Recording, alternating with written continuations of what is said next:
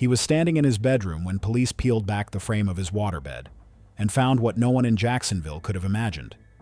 He was a thin, quiet kid from a working-class neighborhood in Jacksonville.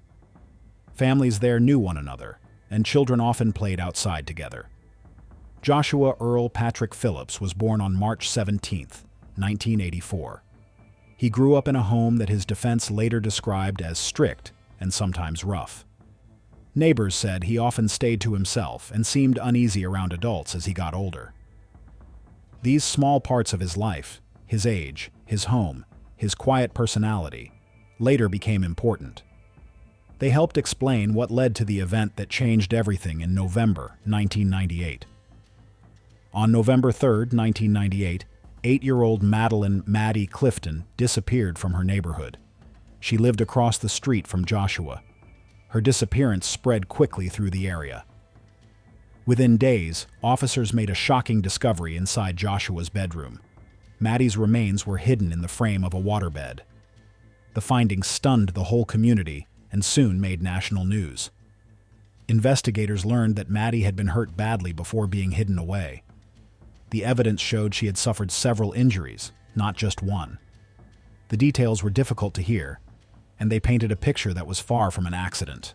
Joshua's story changed several times as police questioned him. At first, he said Maddie had been struck by a baseball during a game. Then he said he panicked because he was afraid of being punished by his father, so he tried to hide what happened. Prosecutors believed his actions were not an accident at all. They argued that he intentionally caused harm and then tried to hide it. The injuries, according to medical reports, did not match his version of events. The state treated the case as a serious, deliberate act. Joshua's lawyers, on the other hand, said he acted out of fear.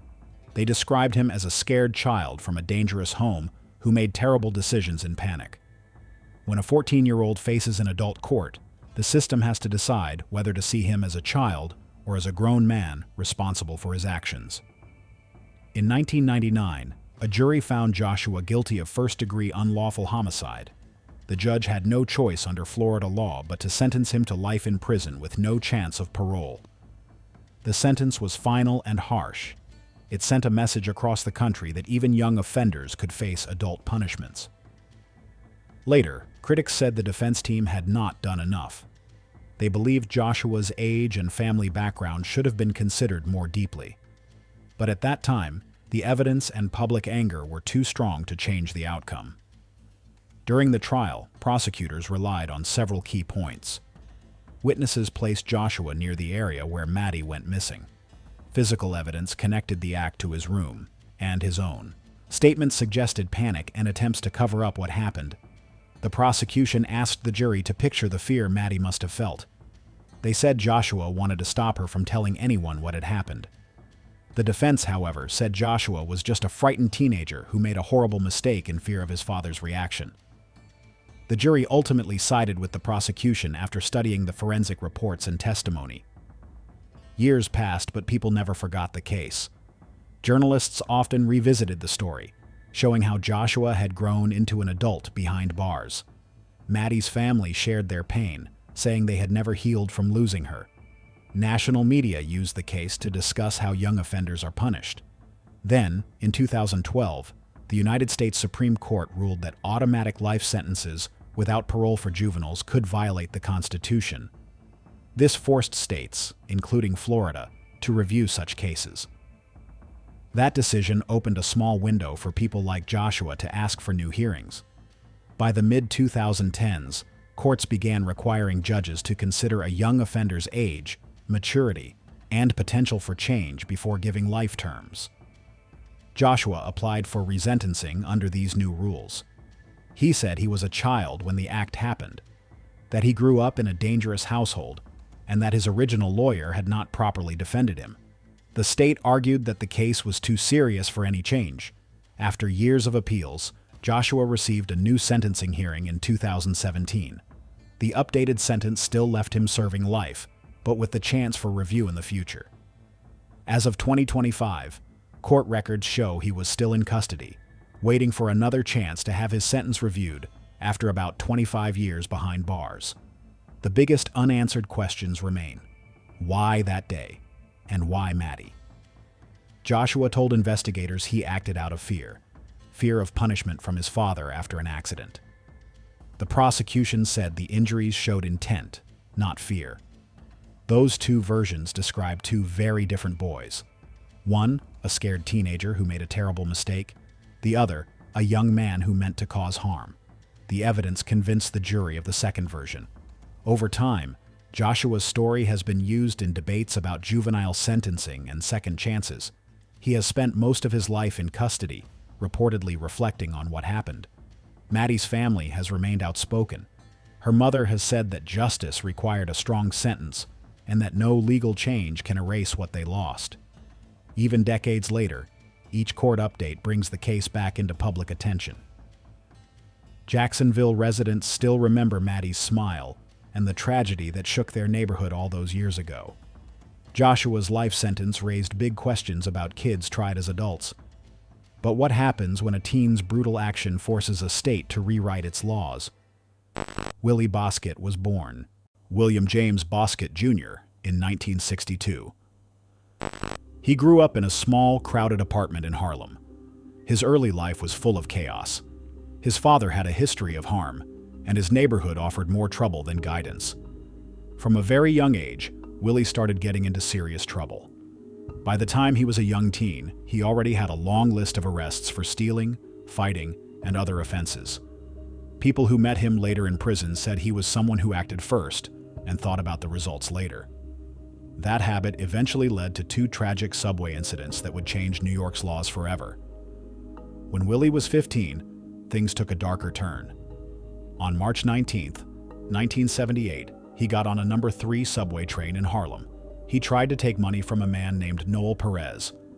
During the struggle, Willie fired a weapon and Perez lost his life. Just 8 days later, Willie and another boy got on the same subway line again.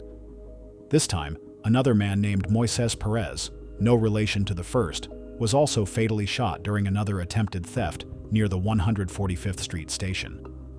Between these two subway incidents, Willie had also fired at a transit worker in the Lenox yard.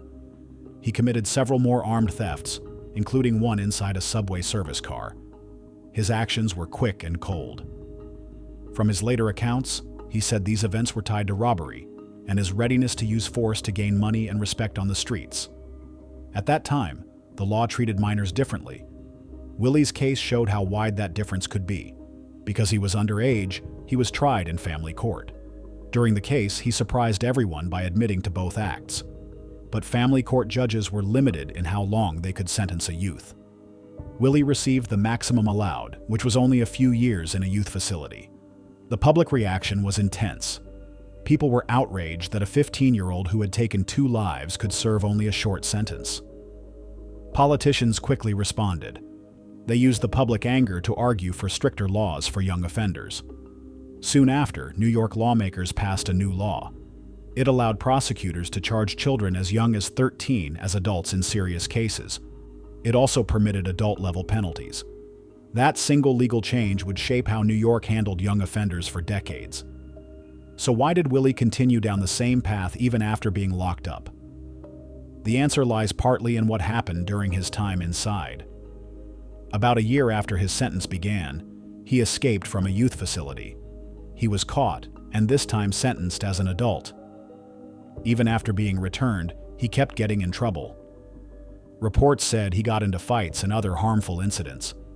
Every time he left one secure setting, he seemed to find himself in another serious situation soon after.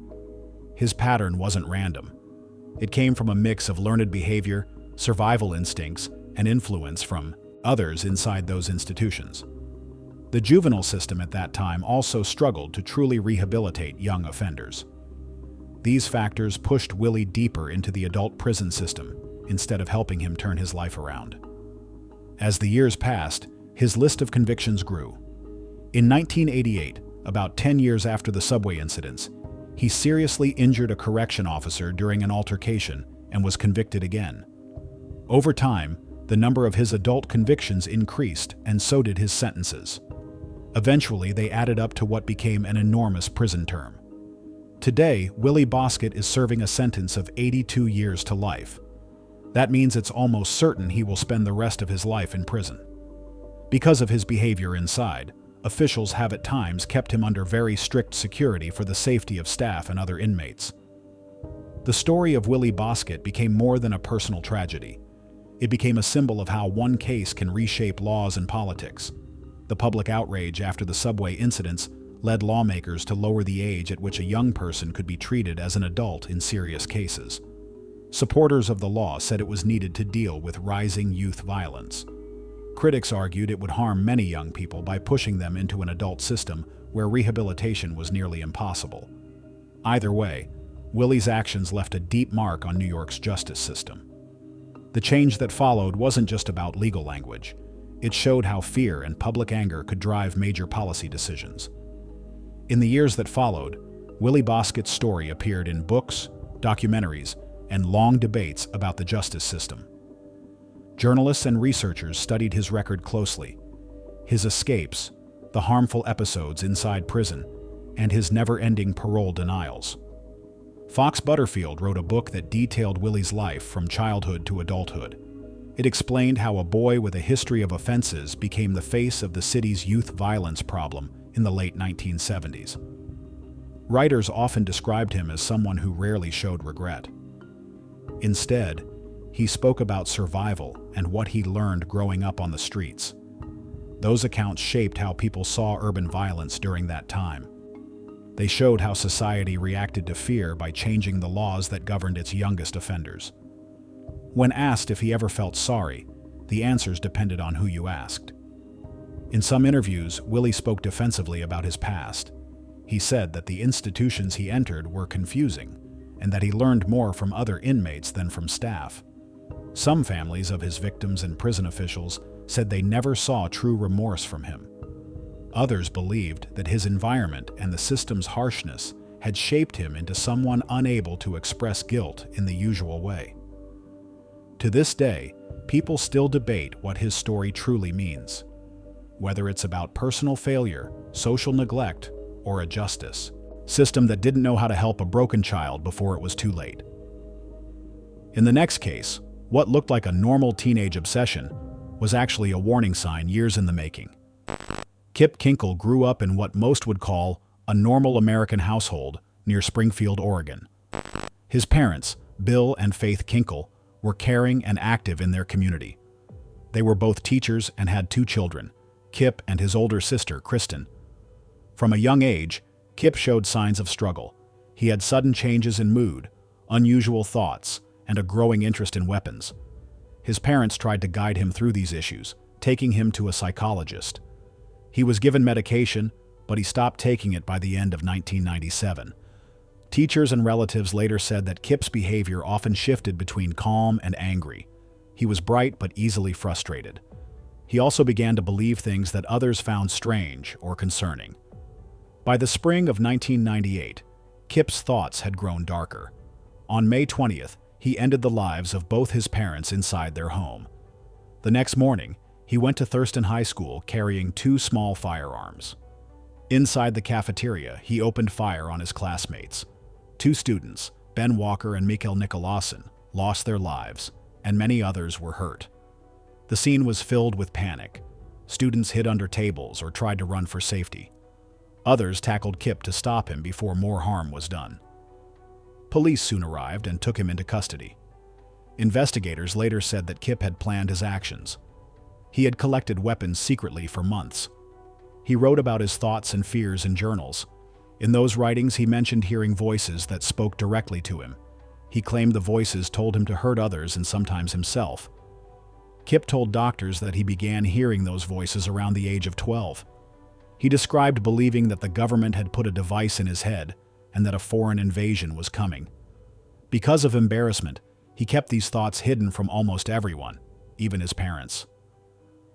Experts later said that Kip showed symptoms of severe mental illness.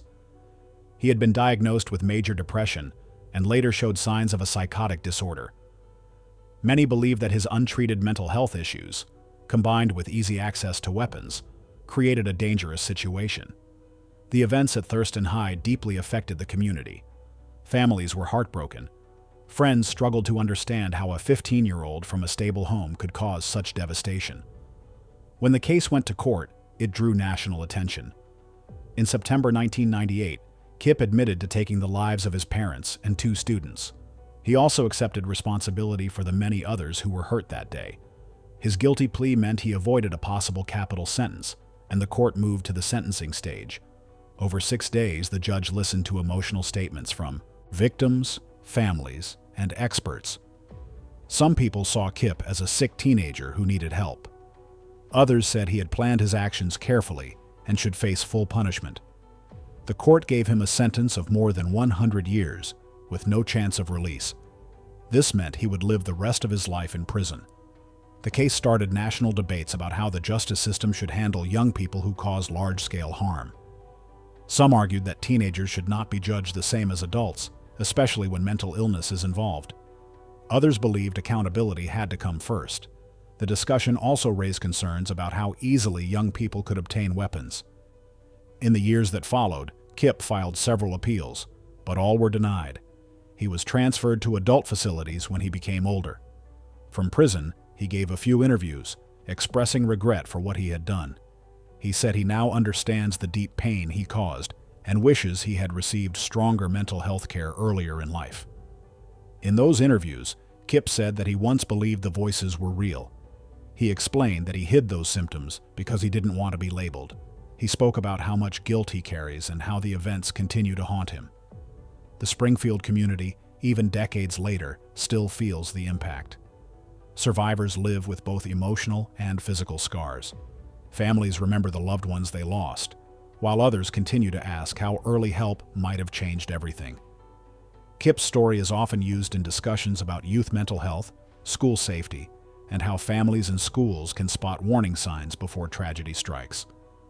Though his words of remorse can't undo what happened, they remind many people about the importance of early treatment, open communication, and removing the stigma around mental illness. Just 2 years later, another ordinary school day would end in chaos, and this time, the one responsible was only 13. On the last day of school before summer break, Lake Worth Middle School in Florida looked like any other campus filled with excitement for vacation. But that day would become one that changed many lives forever. 13-year-old Nathaniel Brazil was a student there on May 26, 2000. That afternoon, one gunshot took the life of his English teacher, 35-year-old Barry Grunow. What happened that day has been told again and again in courtrooms, reports, and interviews. It began with a boy being sent home for bad behavior, his unexpected return with a handgun, and a classroom moment that ended in tragedy. Nathaniel's early life was far from stable. Reports later described his home as troubled and often filled with conflict. Neighbors recalled frequent police visits. Teachers saw a quiet and polite boy, and many said he respected his teachers, especially Mr. Grunow. But school records painted another picture. He was falling behind in classes, with several failing grades. These details, his unstable home, low grades, and quiet nature, didn't directly explain what happened, but they showed what his life looked like before that day. That morning seemed ordinary. Nathaniel had been sent home earlier for tossing a water balloon. A few hours later, he came back to school carrying a small .25 caliber handgun. Staff members said he appeared upset because he wasn't allowed to speak with 2 girls in class. Witnesses recalled that he pointed the weapon at others before one shot struck Mr. Grunow. Everything happened in seconds. Teachers and students were left shocked, wondering whether this was planned or just a sudden terrible act that spun out of control. During the trial, the main question was why Nathaniel had returned with a gun. Some classmates said they heard him make threats. Others said he seemed like a boy who made a horrible mistake. Nathaniel told the court he never meant to take a life. He said he only wanted to scare his teacher and that the weapon went off by accident. Jurors had to decide what they believed. They listened to frightened students, examined the evidence, and heard from adults who had watched a young teen lose control. The court had to determine if his act was planned or spontaneous. After long discussions, the jury found him guilty of second-degree unlawful homicide and another charge for threatening behavior. The case received national attention. Many people debated whether someone so young should face the same punishment as an adult. Prosecutors pushed for a tough sentence, while others argued he was still a child who needed help, not just punishment. Jurors finally decided there wasn't enough proof that he planned the act ahead of time. They rejected the highest charge, but still found him responsible under a lesser one. In July 2001, the judge sentenced Nathaniel to 28 years in custody. The decision reflected how serious the act was, but also followed the limits set by the jury. He was ordered to stay in a youth facility until he turned 18, after which he would move to an adult prison to complete his term. The judge also added years of supervision after his release. According to state records, his release is expected in 2028, more than 20 years after the event. Inside prison, Nathaniel's life slowly settled into routine. He rarely spoke to the media, but when he did, he expressed deep regret. In later interviews, he said he wanted to make amends and prove he had changed. He asked people to judge him by the man he had become, not by the mistake he made as a child. Still, the pain of what happened never disappeared. A teacher lost his life, a family lost a loved one, and a young boy lost his future. In recent years, local reports revisited his story as his release date drew closer. Some community members felt compassion and hoped he could rebuild his life. Others still carried grief and anger. The case continues to bring mixed emotions, sorrow for Mr. Grunow and uncertainty about Nathaniel's future. One question still lingers. How did a 13-year-old get a gun? Investigators said the weapon was a small pistol that could be easily hidden. It was often discussed in court because it showed how easily accessible firearms could be in some homes. The trial revealed that a lack of supervision allowed him to leave home with a loaded weapon. The main takeaway was clear. When young people can access firearms, even a brief moment of anger can turn into tragedy. Barry Grunow's memory remained a central part of the case. Colleagues and students remembered him as patient, dedicated, and kind. His passing deeply affected the school community. Teachers, parents, and students had to finish a school year filled with grief and confusion. Both families suffered. Mr. Grunow's family for losing a husband and father, and Nathaniel's family for seeing their son spend much of his life behind bars. Over the years, his case has become part of a larger discussion about how the justice system treats minors. Some people believe that treating a 13-year-old as an adult ignores how young minds develop and change. Others say the harm caused was too serious to excuse. The law in Florida and in other states has since evolved slightly, but Nathaniel's case is still used as an example when lawmakers talk about fairness, punishment, and second chances for young offenders. From a sudden classroom tragedy to a calculated series of shootings, next is a teenager who acted under an older man's control. Lee Boyd Malvo was a thin, quiet teenager when his story began to shake the Washington, D.C. area in the year 2002. He was born in 1985 in Kingston, Jamaica. His childhood was unstable. He often moved from place to place, faced long periods without a real home, and grew up without steady parental care. When he came to the United States as a teenager, he was searching for stability and someone to guide him. In the year 2000, he met John Allen Muhammad. That meeting changed his life completely. Muhammad was older, with military training and a controlling personality. Malvo looked up to him as a father figure, but that bond became dangerous. Muhammad saw Malvo as someone young enough to influence and began to shape his thoughts and actions. Together, they formed a partnership that would later lead to a series of harmful incidents.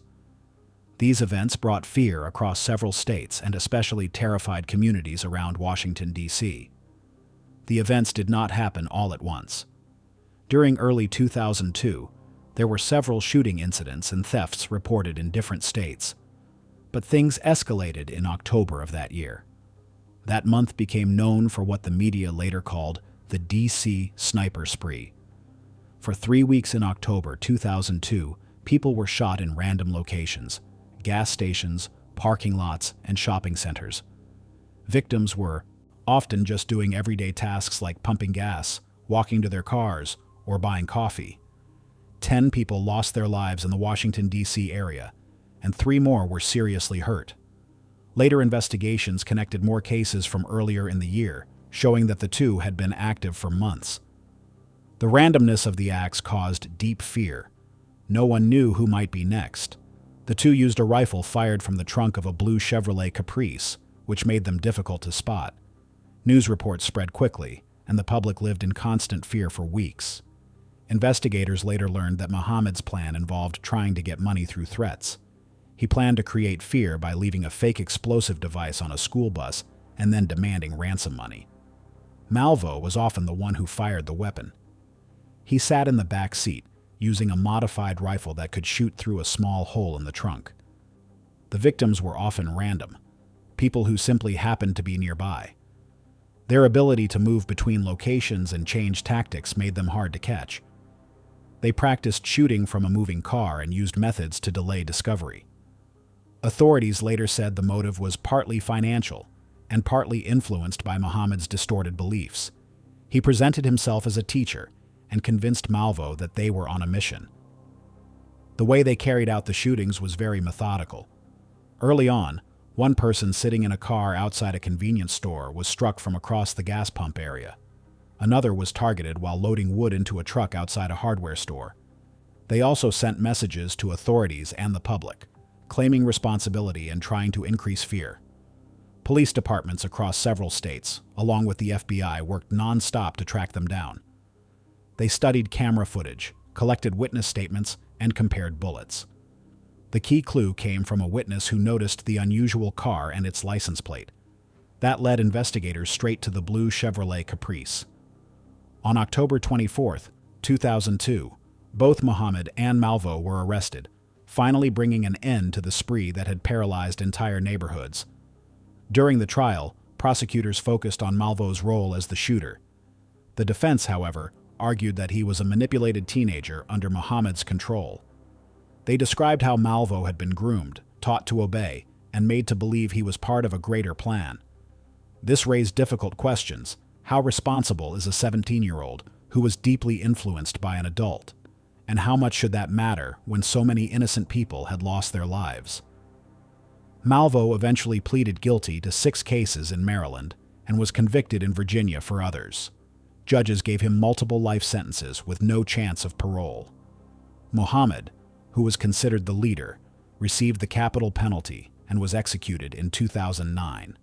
However, because Malvo was under 18 at the time of the crimes, his sentencing became the center of legal debate.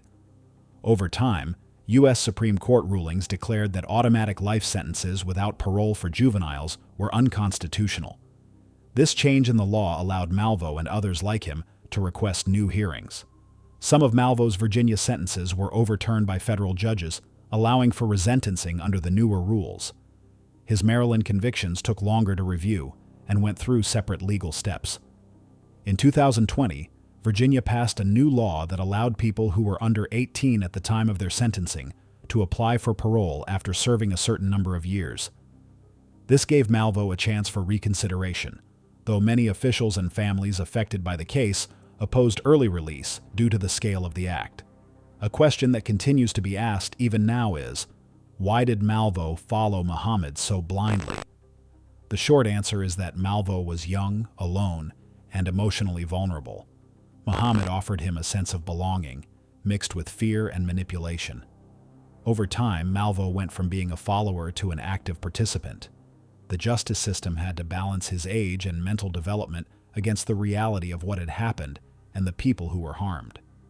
The controversy has continued for years. In September 2024, Malvo was transferred from a high-security prison in Virginia to Keene Mountain Correctional Center. The move drew public attention and was widely discussed in regional news.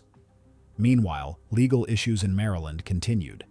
A judge delayed a resentencing hearing after Virginia officials refused to transfer Malvo for an in-person appearance.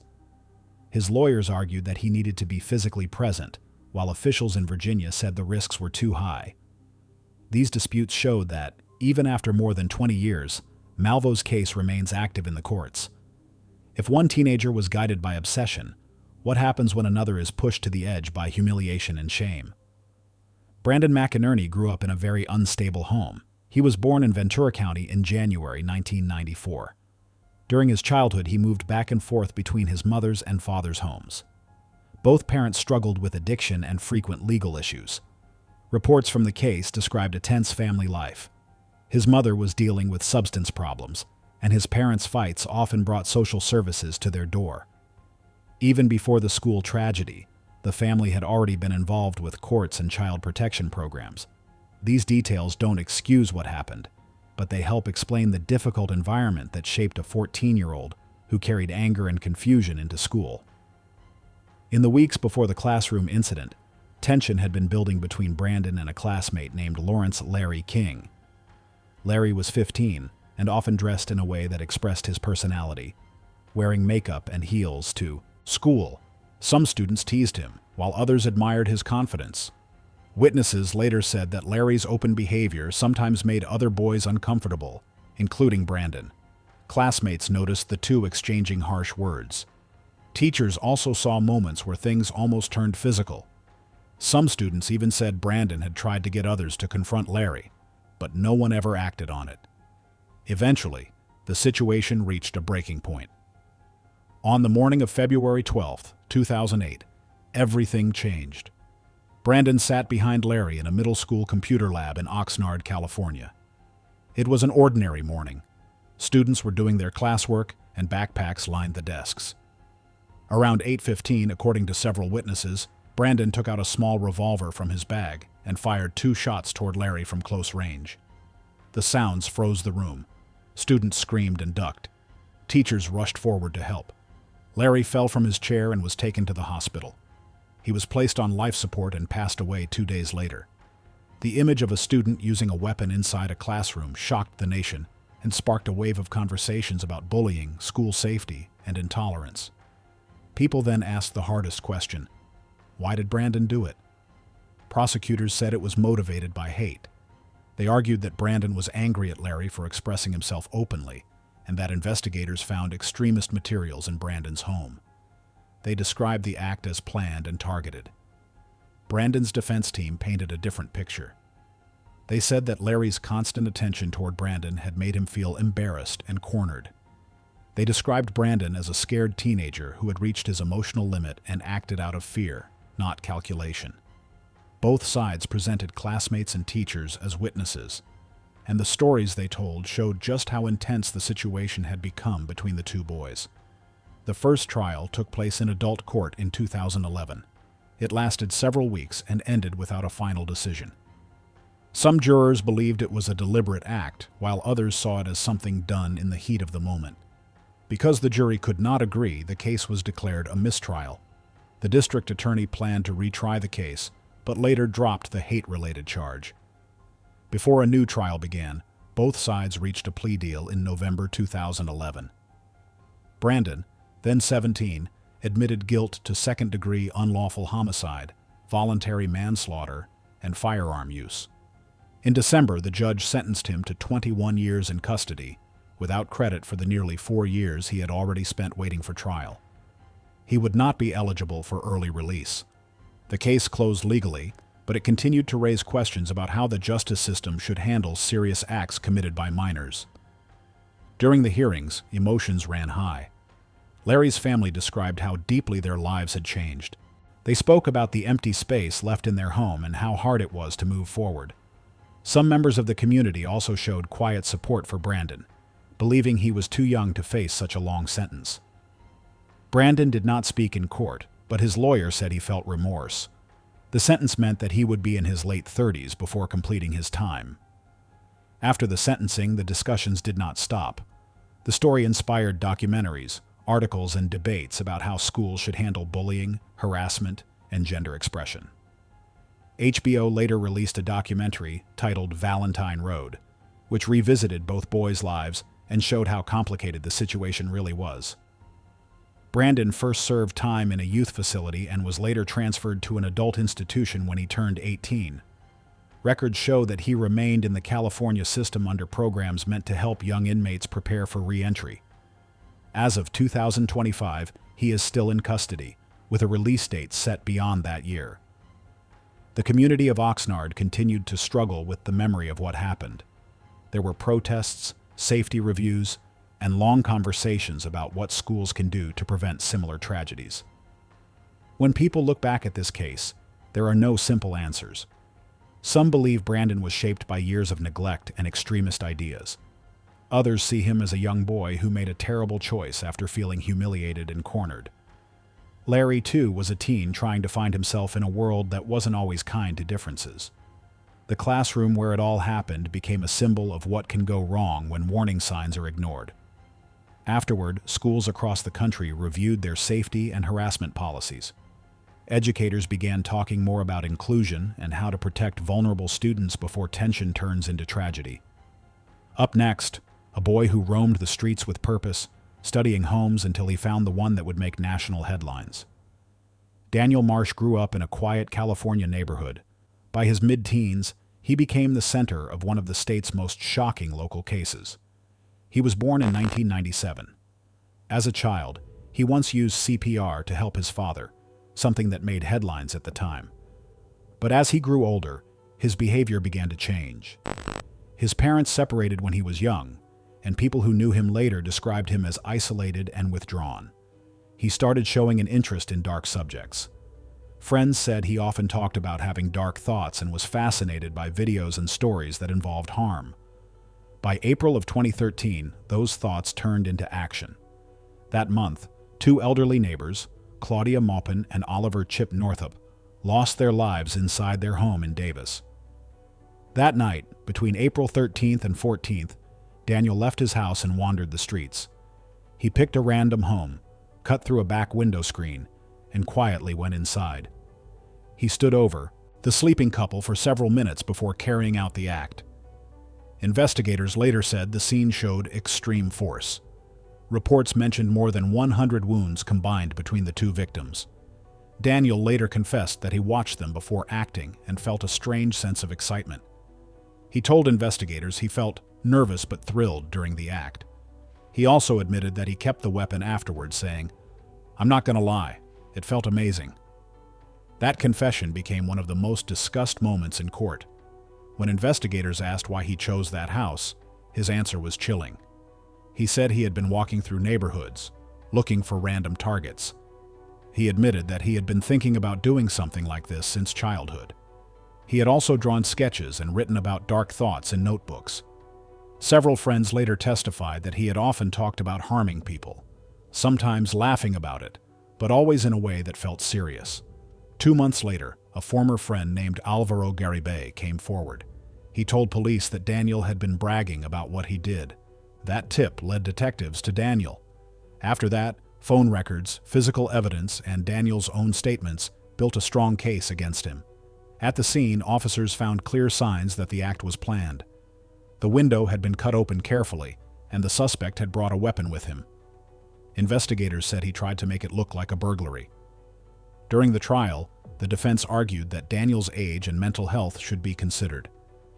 They said he was deeply troubled and could be treated. Prosecutors, however, described him as cold and calculating. They said he had been planning this for a long time and took satisfaction in carrying it out. At the time of the incident, Daniel was just 1 month away from turning 16. Despite his age, the court decided to try him as an adult. Jurors watched his taped confession and heard expert witnesses discuss his mental state. They also heard friends describe how often he talked about dark fantasies. The defense asked for mercy because of his young age. But prosecutors pushed for a full conviction, saying the actions were deliberate and showed clear planning. After reviewing all evidence, the jury found him guilty on 2 counts of first-degree homicide and agreed with special findings, such as lying in wait and acts of cruelty. They also determined that Daniel was mentally sound when he committed the act. Because he was a minor at the time, the harshest sentences like life without parole or capital punishment were not allowed. Still, the judge handed down a long sentence. In December 2014, Daniel was given 52 years to life in prison. Under California law, this means he can first apply for parole after 25 years. He would be in his early 40s by then. During sentencing, the victims' families shared emotional statements about their pain.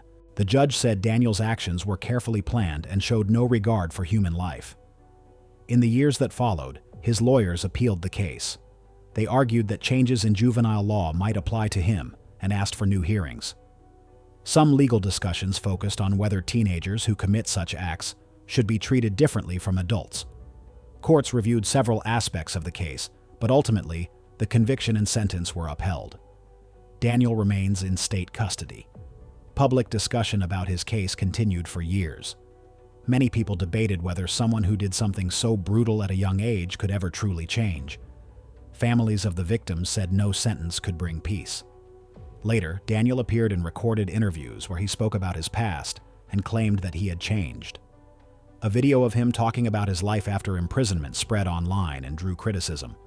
The family said it reopened old wounds. In both his confession and interviews, Daniel's tone shocked many. He described what he did in a detached way and talked about feeling excitement. His words, "It felt amazing," stayed in public memory and were used by prosecutors to show how calmly he spoke about his actions.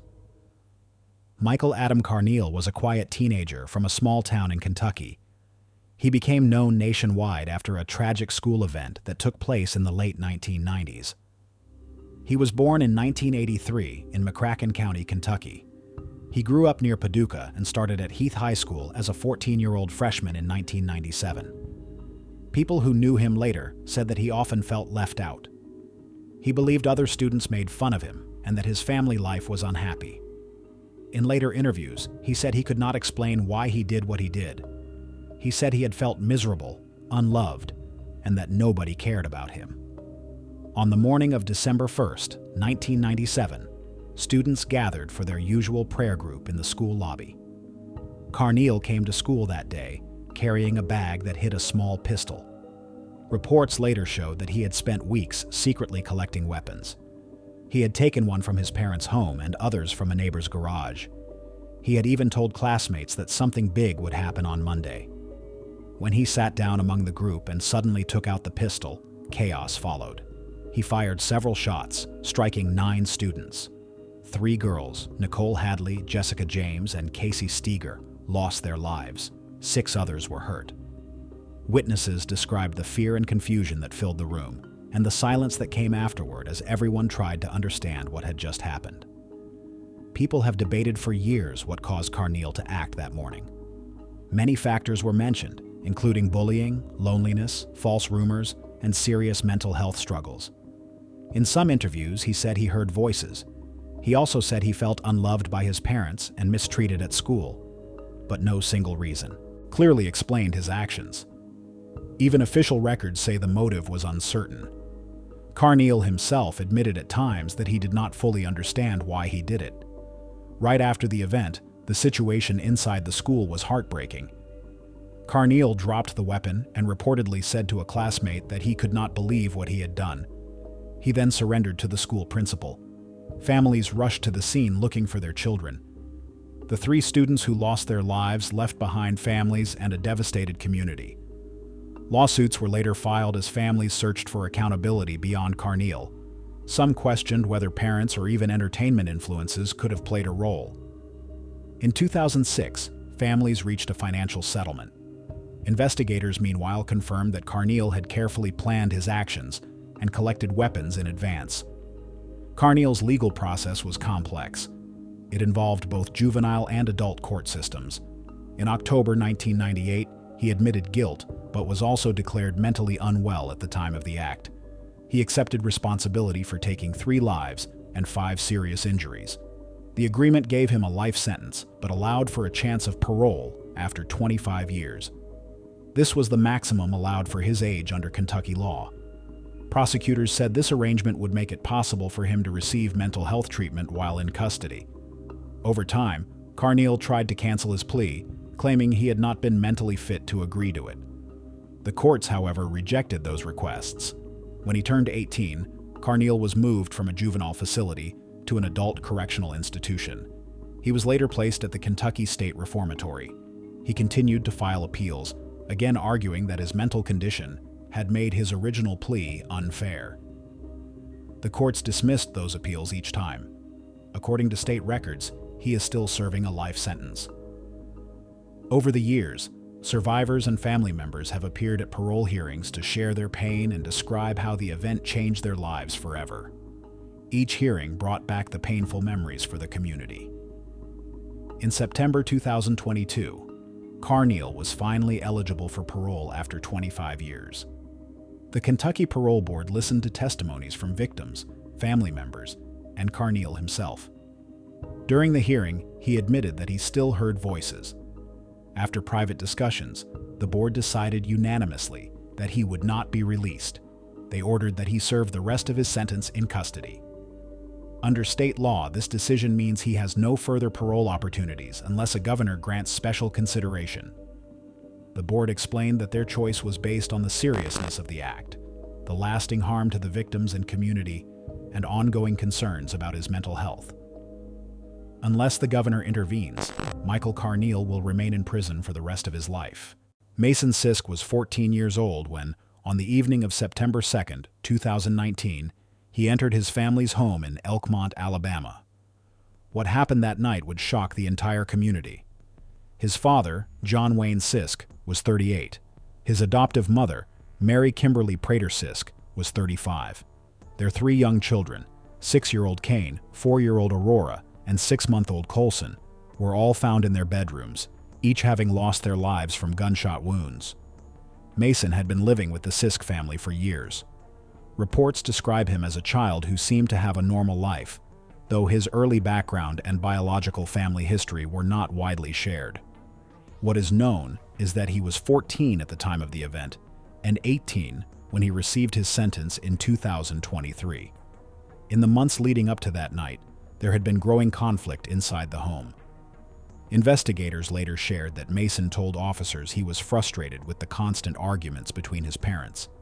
He said the tension in the house was affecting everyone, especially his younger siblings. According to his own words, he said he was fed up and that the kids were going through a lot.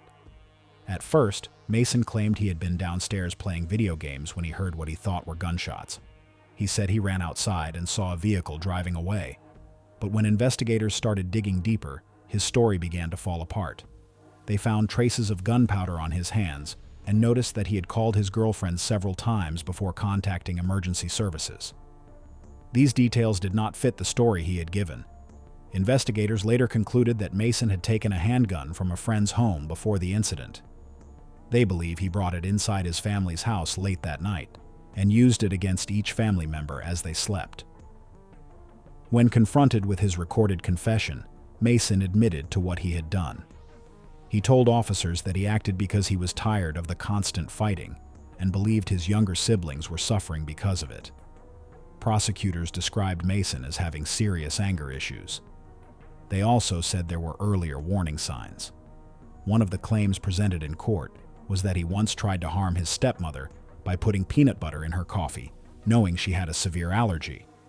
This allegation was part of the prosecution's case to show that his actions were deliberate and not sudden. During the trial, the jury was shown messages, phone records, and video evidence of Mason's hands being tested for gunpowder traces. They also reviewed photos and footage of the family's home from that night. Mason's first trial in September 2022 ended in a mistrial after investigators found new evidence on Mary Sisk's phone, which had been unlocked by the FBI. A new trial was scheduled for April 2023. Over nearly 2 weeks, both sides presented their arguments and evidence. On April 27, 2023, the jury found Mason Sisk guilty on 4 counts of capital charges, 1 for taking the lives of multiple people, and 3 for ending the lives of individuals under the age of 14. The sentencing took place on July 25, 2023. Although Mason had been a juvenile at the time, Alabama law allowed a life sentence without parole for such offenses. The judge said the circumstances were much more severe than most cases involving young offenders. On September 7, 2023, Mason Sisk was sentenced to spend the rest of his life in prison with no chance of release. The story of Kevin Salvador Golphin begins in the public record with a chase that changed many lives. 2 teenage brothers were on the run in a stolen car. Police tried to stop them on a highway, but by the end of the day, 2 officers had lost their lives. This happened on September 23, 1997. Kevin was 17 years and about 9 months old at the time. The 2 officers were North Carolina State Trooper Ed Lowry and Cumberland County Deputy David Hathcock. Both were in their 40s and were doing their duty when the encounter turned tragic. The situation started as a traffic stop, but it ended in fatal gunfire. The case became one of the most discussed events in the state's legal history. It raised questions about race, age, punishment, and how the justice system handles teenagers charged with very serious acts. Kevin and his older brother, Tillman, had been traveling across several states. Prosecutors later described their actions as part of an interstate pattern of thefts and other illegal activity. The brothers had taken a car and were speeding on Interstate 95 when police caught up with them. When officers tried to arrest them, shots were fired. Prosecutors said the brothers used their weapons to avoid being caught. The state argued that they made a deliberate choice to harm the officers who were trying to do their jobs. The defense said the brothers were young, scared, and reacted without control in a tense situation. The courtroom had to decide whether what happened was a quick, chaotic reaction or a planned act. From the start, the stakes were extremely high. Because both victims were law enforcement officers, the brothers faced the state's most severe punishment at that time. Kevin, though still a teenager, was tried as an adult. The jury found him guilty of first-degree unlawful homicide and gave him the harshest sentence allowed: capital penalty. That sentence didn't last.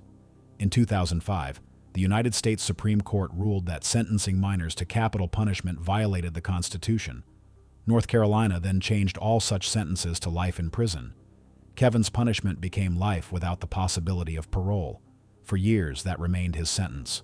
But new legal rulings continued to shape juvenile law. Courts began to ask whether teenagers sentenced to life without parole should have a chance to show change or rehabilitation later in life. Kevin's case went through several reviews.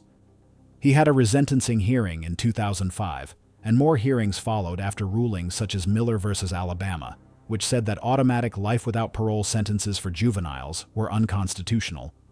In 2022, a superior court held another resentencing hearing.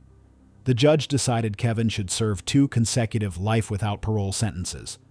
Kevin appealed the decision, but in February 2024, a 3-judge panel upheld it.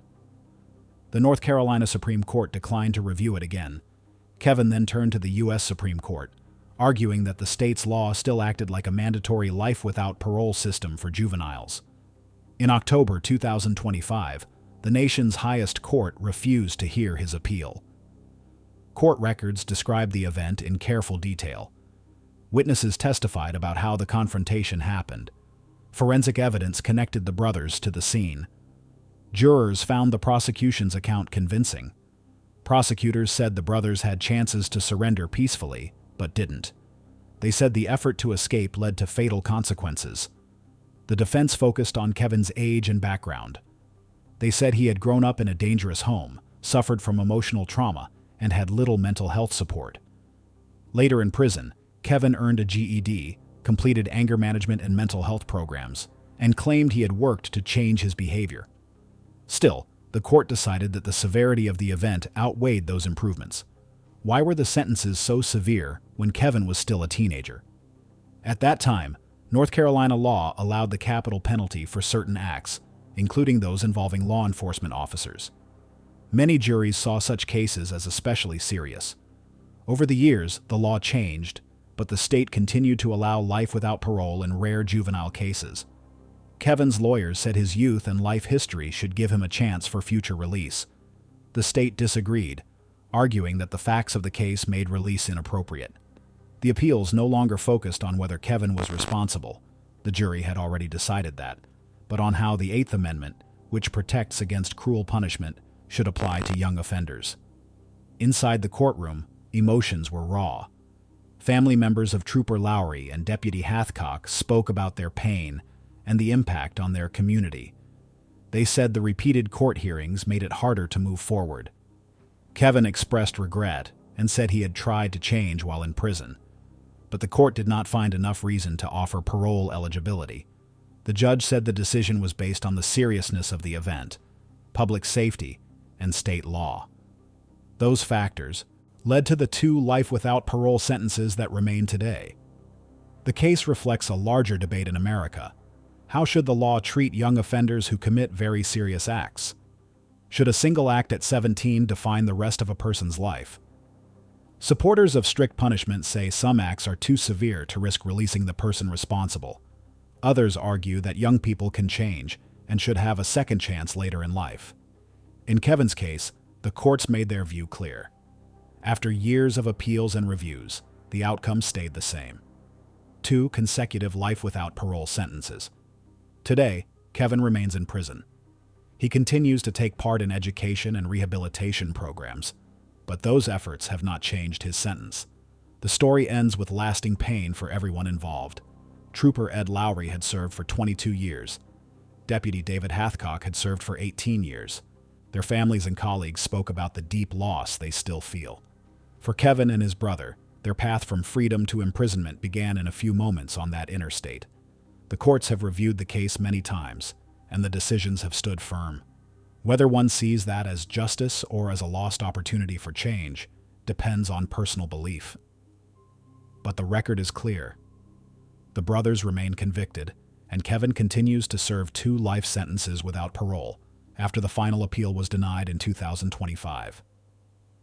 Craig Chandler Price grew up in Warwick, Rhode Island. On the surface, his neighborhood looked peaceful and ordinary. People who knew him said he was quiet most of the time, but could also be loud and disrespectful. No one could have imagined that this same boy would one day shock the entire state. By the time he was 15, he had taken 4 lives. What made the story even more shocking was that he began at just 13 years old. His actions would eventually lead Rhode Island to change its laws about how young offenders are treated. It all started on the night of July 27, 1987. Price quietly entered a nearby house, only a few doors from his own home. Inside was 27-year-old Rebecca Spencer. He picked up a kitchen object and repeatedly hurt her in a frenzy that shocked investigators. The number of wounds was unusually high, which later became a pattern in his behavior. At that time, no one knew who was responsible, and the town tried to move on. But 2 years later, in 1989, another tragedy struck. On September 1st, 39-year-old Joan Heaton and her 2 daughters, Jennifer, 10, and Melissa, 8, were found lifeless inside their home on Metropolitan Drive. The act was extreme, and it appeared that the girls had witnessed what happened to each other. Even the kitchen tool handles had broken during the act.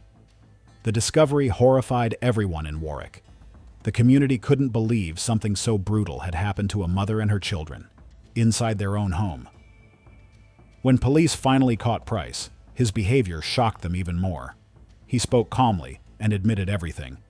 Investigators later released a recording of his confession, and people were stunned by how emotionless he sounded. He described what he had done as if it were nothing serious. The public couldn't understand how a boy so young could speak so coldly about such terrible acts. When asked why he did it, Price gave different explanations over time. In one version, he said he had faced racial insults and bullying from white adults in his neighborhood. He claimed those experiences built up anger inside him. In another version, he admitted he had used marijuana and LSD before one of the incidents, saying it may have affected his thinking. But even with those explanations, people still couldn't understand what drove him. His reasons only raised more questions about how much of it came from hate, illegal substances, or simply his own choices. Because Price was arrested before his 16th birthday, the law at that time said he had to be treated as a juvenile. That meant his records would be sealed, and he could be released when he turned 21. When people learned this, they were horrified. They couldn't believe that someone responsible for such extreme acts could walk free so soon. Price made things worse by saying he would make history if released. That single comment caused outrage. People started demanding changes in the law. Eventually, the state changed its juvenile laws, allowing young offenders accused of serious harm to be tried as adults. But those new laws couldn't be applied to Price's case, since he was already convicted under the old rules. So, how did the state stop him from getting out at 21? The answer came from what happened while he was in custody. Price didn't behave like someone trying to change. During his time at the Rhode Island Training School and later in adult prisons, he caused many problems. Reports said he got into fights, made threats, and refused to cooperate with evaluations. Each of these incidents added more time to his sentence. A community group called Citizens Opposed to the Release of Craig Price formed to make sure he stayed behind bars. They worked with prosecutors and mental health experts who all agreed that Price showed no progress. His behavior inside prison led to new charges that extended his sentence further. Because of that, he stayed locked up well past his 21st birthday. He was eventually moved between different Rhode Island prisons and later transferred to a federal facility in Florida, where he remains as of the latest reports.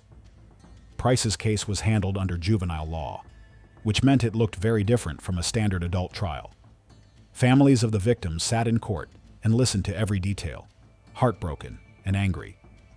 The stories about the victims' suffering left a lasting impact on everyone there.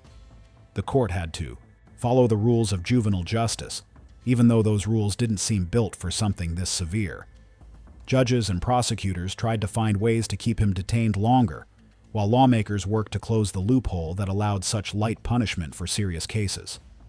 Even after decades, Price continued to cause trouble behind bars. Local reporters found evidence of repeated incidents in prison, including fights and threats toward others. These reports proved that he hadn't changed. Because of this, parole boards repeatedly denied his release, saying he was still dangerous. Families of the victims, community members, and officials continued to fight to keep him locked up. Every new violation added more years to his sentence, and his case became one of the most discussed examples of how the justice system deals with harmful youth offenders.